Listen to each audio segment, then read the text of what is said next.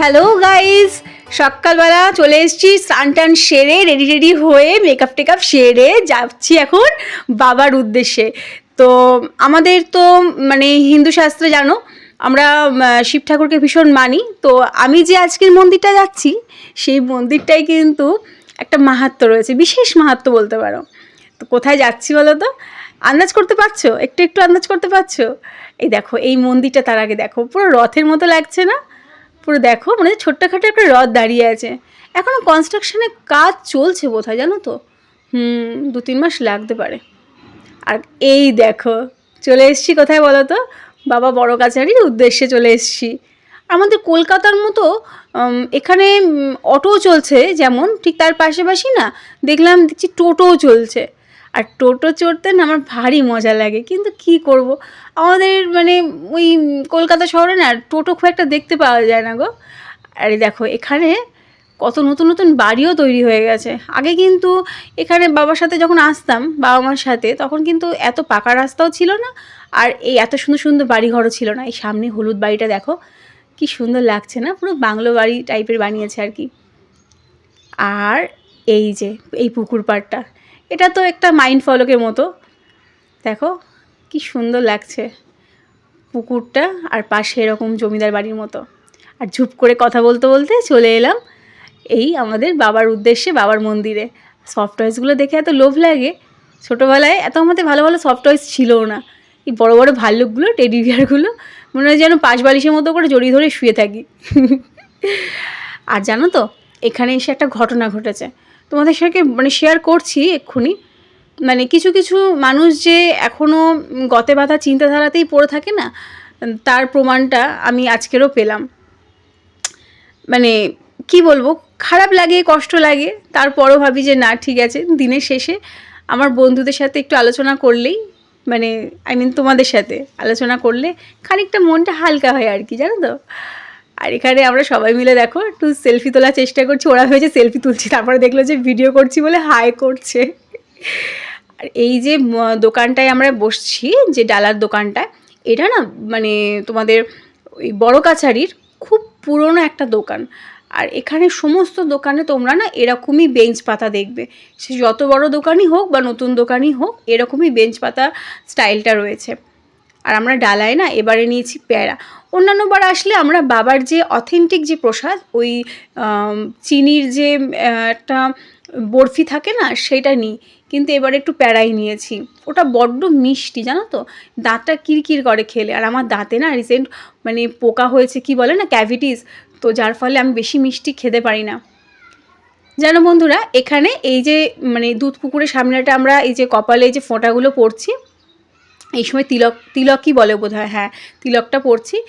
তো এই সময় না আমাদের মানে আমার বাপের বাড়ির পাড়ার একটা কাকিমার সাথে দেখা, মানে উনি হয়তো বলতে উনিই পুজো দিতে এসছেন, তো যার ফলে আমার সঙ্গে দেখা হতে, আমার সাথে তো খুব একটা দেখা হয় না, কারণ আমি বাড়ির বাইরে মানে খুব একটা বেরোই না। যতটুকু মানে কাজ থাকে হয়তো সেটা সেরে আবার চলে আসলাম। ওই যে কারোর বাড়িতে বসে আড্ডা টাড্ডা দেওয়া, ওইটা আমার দ্বারা কোনোদিনও মানে ছিলও না, আমি পারিও না। তো এবার যথারীতি কি হয়েছে, যেটা আসল কথা বলি, এবার ওই মানে পাড়ার যে কাকিমা, তার সাথে দেখা হতে দিদি আমাকে বলছে, কিরে তোর বাচ্চা কোনটা এর মধ্যে? আমি বলছি এই মেয়েটা আমার বোনের মেয়ে, আর এই ছোট বাচ্চাটা আমার বান্ধবীর মেয়ে, বান্ধবীর ছেলে। তো উনি বলছে, কেন তোর তো প্রায় এত বছর বিয়ে হয়ে গেছে, তোর বাচ্চা কাচ্চা কই? তো অমনি আমার জানো তো চটপট মানে উত্তর, আমি ওনাকে বললাম, আরে বাচ্চা হবে না কেন, আমি তো শতপুত্রী জননী, ওই দেখো আমার বাচ্চারা বাবার থানে খেলা করছে, এখানে দুধ পুকুর তো তাই ওদের নিয়ে আসিনি, কোথায় কি প্রবলেম হয়ে যাবে বাবা, ছোট ছোট এতগুলো বাচ্চাকে তো সামলাতে পারবো না। মানে কি বলবো তোমাদেরকে, এটা শুনে তো উনি রীতিমতো মানে ভ্যাপচ্যাক খেয়ে ওখানে পড়ে যায় অবস্থা, মানে আমার থেকে পালাতে পারলে বাঁচে। আমার কথা শুনে শেষে বলে কিনা, ও মানে বুঝলি, তা খুব ভালো, মজা করার স্বভাবটা তোর গেল না, বুঝলি তো। তো আমি চললাম, বুঝলি, ওখানে তোর কচুরির দোকানে তোর কাকু দাঁড়িয়ে আছে, হ্যাঁ আমি আসলাম। এই বলে যেই মানে পালাতে যাবে, মানে অমনি আমরা মানে হো করে হেসে উঠেছি। মানে সত্যি তোমরাই ভেবে দেখো, মানে আমার সঙ্গে দেখা হয়েছে, কথাবার্তা বলছে, সেইগুলোরই আলোচনা করো না। এই নয় যে উনি কিন্তু কিছু জানেন না আমার হিস্ট্রি বা আমার পাস্ট বা মানে প্রেজেন্ট কিছু জানেন না তা কিন্তু নয়। ওনার সাথে আমার বাবা মার প্রায়ই দেখা হয় রাস্তাঘাটে, উনি সবই জানেন। তা সত্ত্বেও কী বলুন তো, মানে কী বলতো, মানে কিছু মানুষের আছে যে মানুষের নরম জায়গাটা আঘাত করা, মানুষের সফট কর্নারটায় বিশেষ করে মানুষের যে জায়গাগুলো মানে কষ্টদায়ক হয়ে থাকে সেগুলো বলে না আজকাল মানুষ একটা মজার খেলায় মেতেছে, এটা তার নেশা হয়ে গেছে বলতে পারো। তো যাই হোক, এগুলো কিছু কিছু জিনিস খারাপ লাগে। তো দেখো বাবার থানে আমরা পুজো দিতে চলেও এসেছি, আর আজকের কত ভিড় দেখেছো, গিজগিজ করছে মানুষ। আর এই যে গায়ে দেখছো না মন্দিরটার, দেখো কত চিরকুট রয়েছে, এগুলো সব মানুষের মানসিক, জানো তো। ছোটোবেলা থেকে যখন এখানে আসতাম মাঝে মাঝে খুব মনে হতো, এখনও মনে হয়, মিথ্যে কথা বলবো না, এখনও মনে হয় যে একটা দুটো না চিরকুট মজা করে একটু দেখি, মানে কী লিখে রেখেছে মানুষ তার মনের দুঃখ কষ্ট। তারপর ভাবি যে না থাক বাবা, বাবার কাজ বাবাই করুক, আমি দেখলে হিতে বিপরীত না হয়ে যায়, দেখা গেলে সেই দুঃখ কষ্টটা আমার ওপরই ভর করলো, তো আর সেই দিকে পা বাড়াই না। একে একে এখানে পুজোগুলো সব দিয়ে নিই, আর এখানে মোমবাতি আর ধূপ জ্বালানো হয়। আর এই যে শিবলিঙ্গ দেখছো, এই শিবলিঙ্গটা এখানকার সবথেকে বড় শিবলিঙ্গ, আর পাশে নন্দী মহারাজ রয়েছে। জানো তো আমি না মানে নন্দীকে মানে শিবের যে বাহন নন্দী মহারাজকে খুব মানি। আমার ছোটোবেলা থেকে না শিবলিঙ্গে থেকে না নন্দী মহারাজকে আমার ভীষণ ভালো লাগে।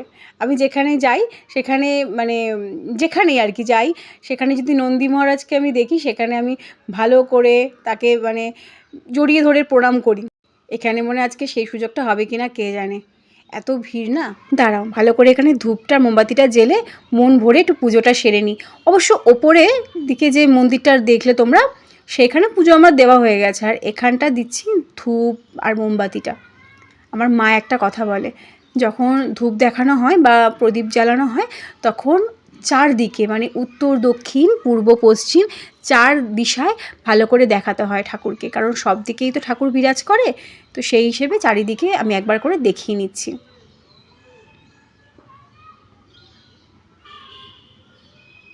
মজার বিষয় কি বলো তো, এখানে একটা মাহাত্ম্য আছে, বিশেষ মাহাত্ম্য, তোমরা অনেকে হয়তো জানো, তাও যারা জানো না তাদেরকে আমি একবার বলছি শোনো ব্যাপারটা। এখানে যাদের বাচ্চা কাচ্চা হয় না অনেক বছর বা অনেক দিন ধরে, তারা হয়তো চেষ্টা করছে তারপরেও হচ্ছে না, তাদের যদি এখানে মানসিক করে বাচ্চা হয়, তখন যদি মেয়ে হয়, বিশেষ করে মেয়ে হয়, তখন তারা কিন্তু এখানে সখী পুজো দেয়। সখী তোমরা জানো কি না জানি না, কৃষ্ণ যেমন ছেলে তো আমরা জানি, কিন্তু সখী হচ্ছে রাধার আর একটা রূপ, এরকম আমরা ধরে নিই।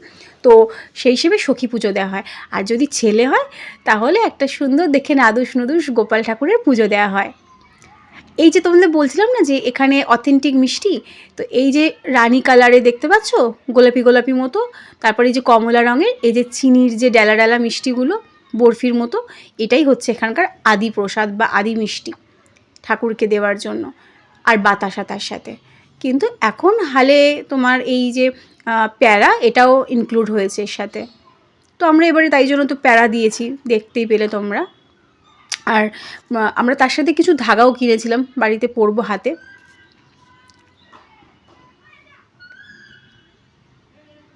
চলো ঝটপট এবার একটুখানি খেয়ে নিই। যে কড়াইশুঁটি কচুরির কথা বলছিলাম মানে ভিডিওর শুরুতেই, সেই কড়াইশুঁটির কচুরি চলে এসছে, তার সাথে 1 প্লেট আলুর দমও নিয়েছি।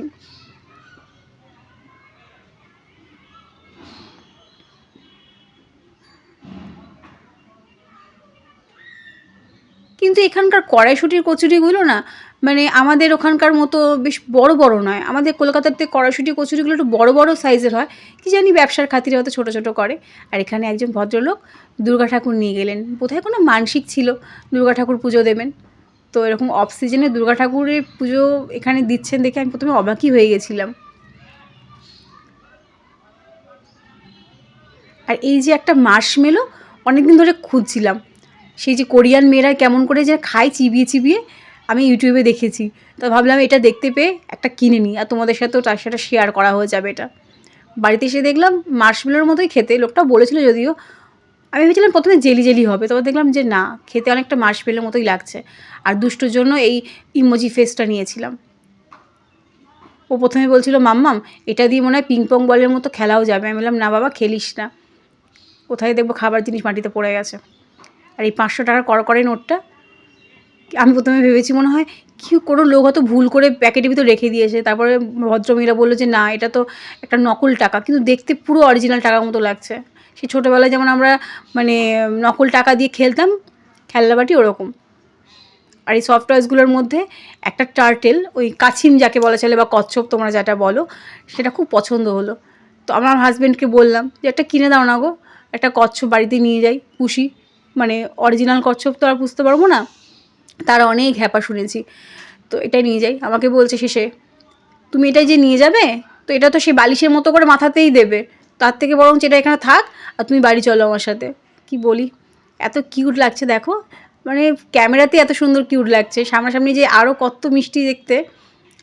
কথা বলতে বলতে গলা শুকিয়ে গেল, একটু কোল্ড ড্রিঙ্কস খেয়ে নিই, আর তার পাশাপাশি সবাইকে টাটা করে এখান থেকে রওনা দিলাম। আর বাড়িতে এসে মা করে রেখেছিল টুনা মাছ ভাজা, টুনা মাছের তরকারি আর আলু সেদ্ধ মাখা। তো আমি আলু সেদ্ধ মাখা তো খাই না, কারণ আমার ঝাল লাগে, তো সেক্ষেত্রে আমি আলু সেদ্ধ এমনি নিয়ে নিয়েছিলাম। তার সাথে আমার ফেভারিট টুনা মাছ, তোমরা আমার ভিডিওতে এর আগে দেখেছো কিনা জানি না, আমার টুনা মাছটা ভীষণই ভালো লাগে। আর তার সাথে বরাবরের মতো স্যালাড তো থাকেই। তো এইগুলো ঝটপট খেয়ে নিই। আসলে বাঙালি না, দুপুরবেলা যাই খাও, কচুরি খাও, বিরিয়ানি খাও, যাই কিছু খাও, একটু ভাতের জিনিস হলে কিন্তু মানে বেশি আর কি তৃপ্তি লাগে। খেয়ে দিয়ে ঝটপট একটু রেস্ট নিয়ে নেবো গো, খুব টায়ার্ড। সকালবেলা উঠে বেরিয়েছি এতটা পথ তো, আর তারপর বিকেলবেলা বেরোবো প্রসাদটা নিয়ে, কিছু কিছু বাড়িতে দিতে হবে, তো এগুলো একটা তো দায়িত্ব থাকেই। তো চলো, ভিডিওটা ভালো লাগলে একটা লাইক করে দিও, আর আমার এরকম ব্লগ পেতে, ডেলি ব্লগ পেতে প্লিজ চ্যানেলটাকে সাবস্ক্রাইব করে রেখো। খুব ভালো থেকো, রাধে রাধে।